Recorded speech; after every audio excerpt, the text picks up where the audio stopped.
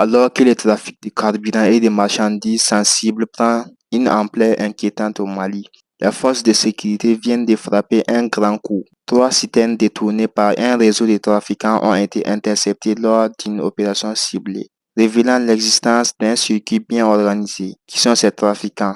Quelle était la destination réelle de ces citernes? Décryptage d'une affaire qui secoue les pays. Bamako, Fousseini Bamba et ses éléments ont intercepté ce jeudi 3 citernes de 45 000 litres chacune, stationnées dans une cour à Dorobougou, dans la commune du Mandé.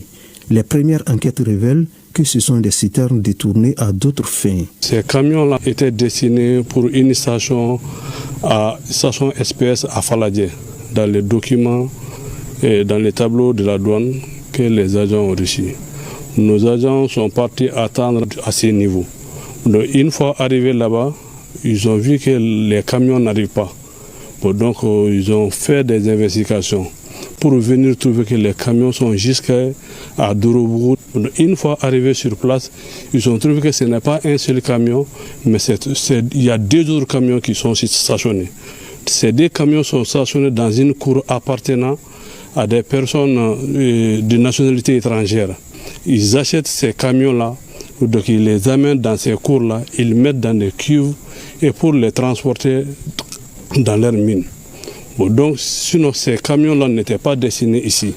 Ils étaient destinés à une station au niveau de Faladje. Au lieu de ravitailler ces stations-là, ils viennent vendre ça à d'autres opérateurs.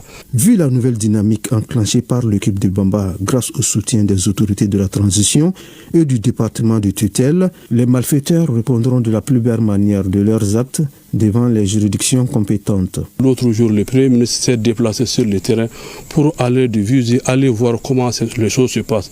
Il a donné des instructions claires aux services chargés vraiment de suivre ces opérations. Mais après tout ça, s'il y a d'autres acteurs qui viennent contourner ces dispositifs mis en place pour venir faire autre chose, ces actes-là ne peuvent pas rester impunis. Afin de réussir le pari de la bonne distribution du carburant, la DRCC mise sur la collaboration de la population.